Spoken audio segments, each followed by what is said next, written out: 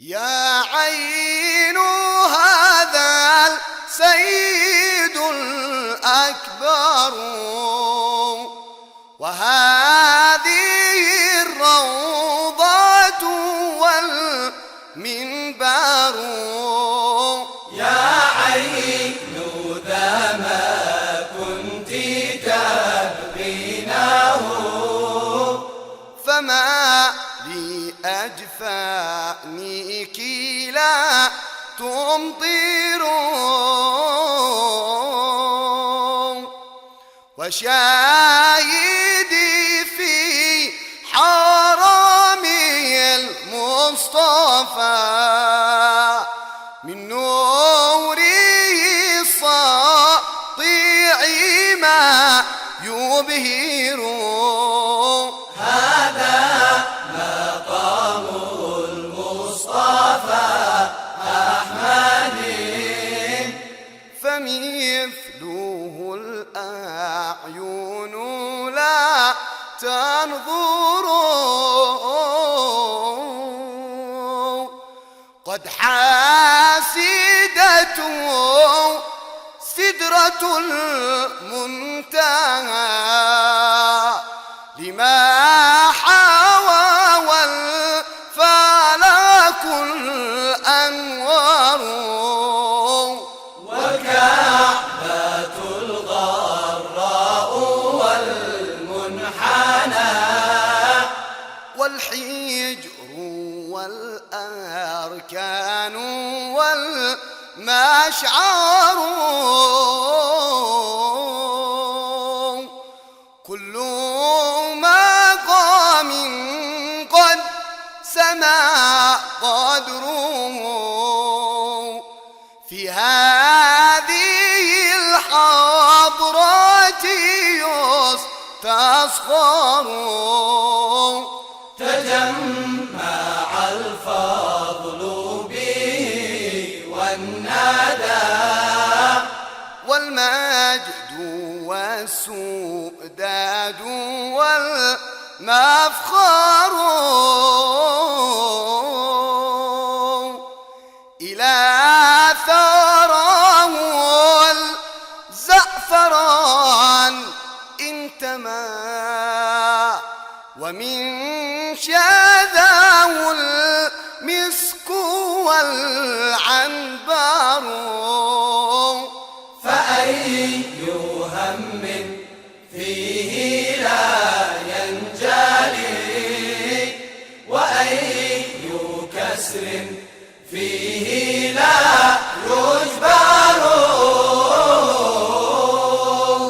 فاستبشري يا مقلتي باللقاء فمن رأى الأحباب يستبشر.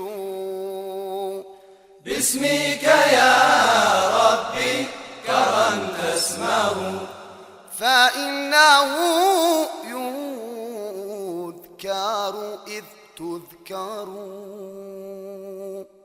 صفاته العليا يكل الورى عن حصرها كالقطر لا يحصر. من خصه الله تعالى اسمه بقوله فاصدع بما تؤمر. يا أرفع الخلق مقاما ويا أجل من ينهى ومن يأمر. يا خير خلق الله يا من له جاه عظيم ومن له لواء الحمد والكوثر. يا خير خلق الله شفيع الخلق إذا ما غادت لظى على أصحابي أتت فؤر يا خير خلق الله ذخيرتي حبك يا سيدي فإنه أفضل ما يذخر يا خير خلق الله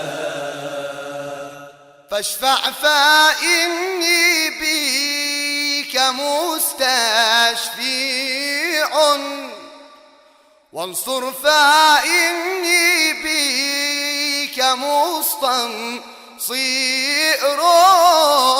يا خير خلق الله وفي الحشا داء مقيم ولا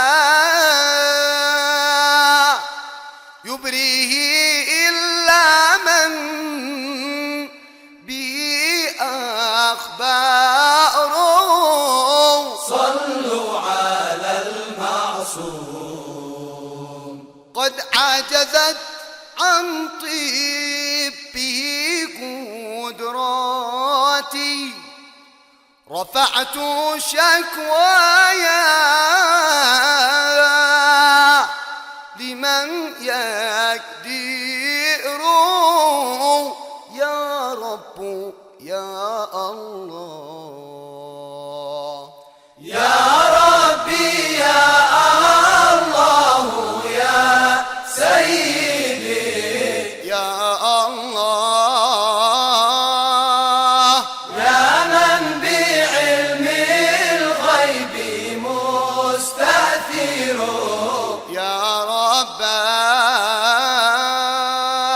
يا مستجيبا دعوة المبتلى ودعوة المضطر إذ يجأر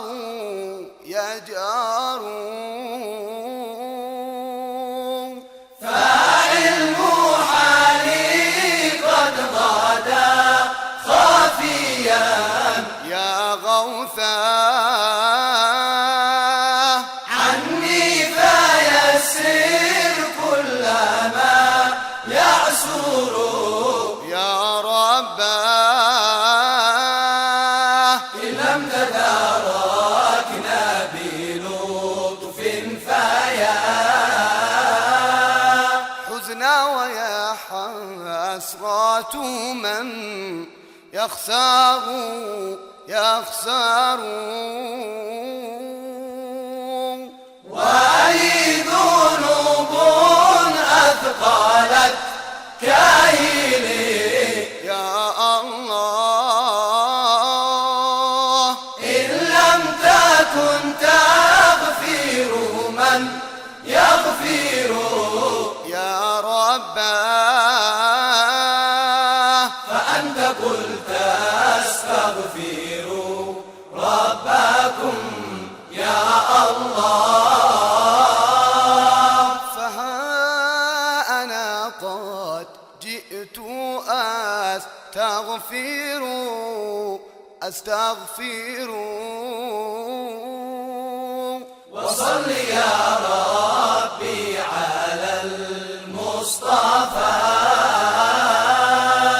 وآلي ما جرت الأنهار